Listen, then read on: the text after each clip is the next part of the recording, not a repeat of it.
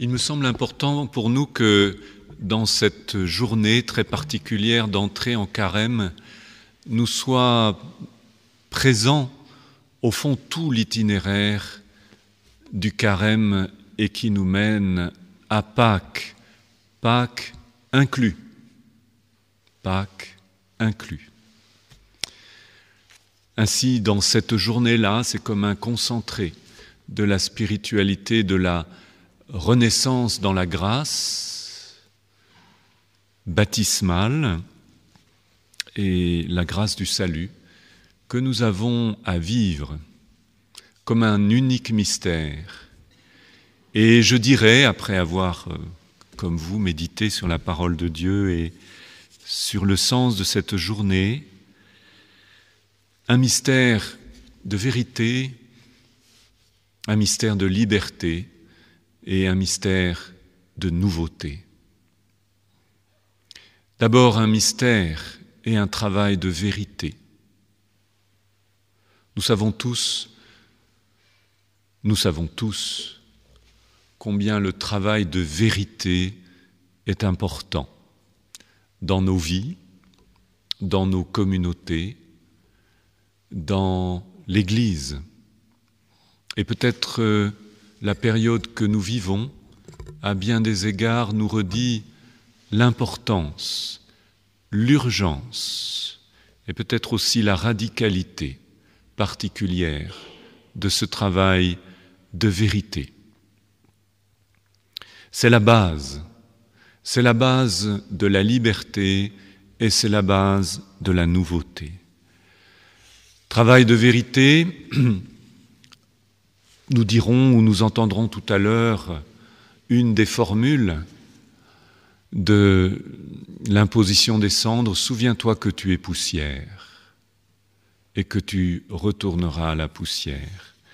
Travail de vérité sur notre fragilité, sur notre condition pécheresse, sur le fait que ni ici, ni là, il n'y a les promesses du royaume tout entier, ou l'exemple exemplaire de la vie chrétienne.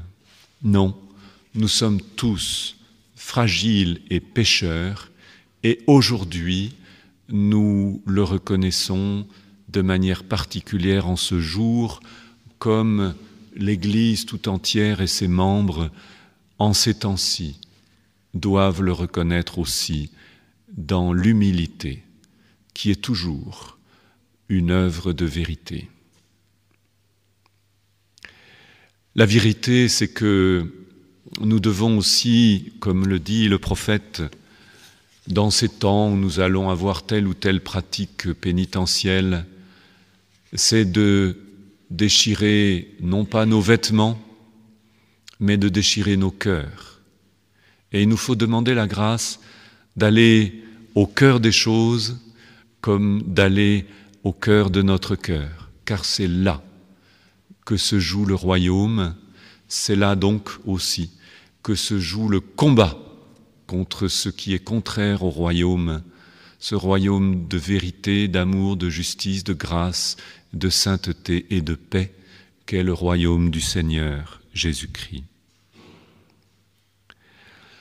Œuvre de vérité donc, qui est le préalable à une œuvre et à une condition de liberté.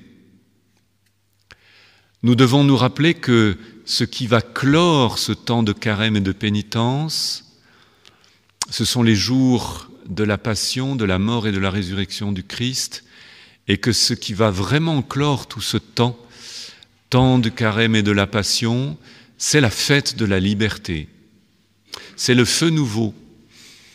C'est le grand récit lors de l'exultète et ensuite le grand récit biblique, entre autres, du passage de la mer Rouge, de l'accès à la liberté après l'esclavage. Oui, frères et sœurs, le carême est un temps pour grandir en liberté. Cette liberté spirituelle à laquelle Jésus nous invite en nous disant, oui, il y a l'aumône, le jeûne et la prière, oui, oui, mais pas la religion spectacle, pas la religion qui se donne en spectacle, pas la mauvaise fidélité où l'on se donne en spectacle à la fois à Dieu, aux autres peut-être, et à nous-mêmes, parce que là, nous retrouvons l'esclavage. Cette liberté spirituelle qui est d'avancer comme nous sommes, qui est de recevoir les appels de Dieu à la conversion tels que nous les entendons. Bien sûr, dans la fidélité humble à ce que l'Église propose, mais toujours dans la liberté et le détachement du cœur. Et voilà pourquoi nous demandons la grâce d'arriver à la fin de ce carême, non pas forcément plus vertueux, mais plus libre, parce que, comme la vérité a été le socle de la liberté, c'est la liberté qui est le terreau et le socle et la condition de la vie nouvelle.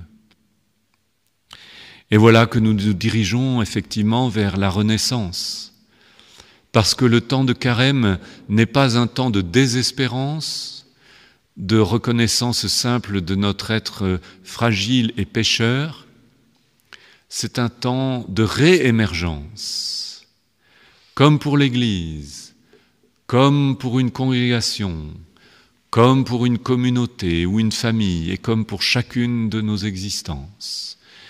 Que la vérité qui prélude à la liberté et que la liberté s'ouvre à la renaissance, au renouveau, qui ne peut être qu'un renouveau pascal, par une passion, une mort à ce qui est mort. C'est bien cela, le signe que nous allons recevoir tout à l'heure.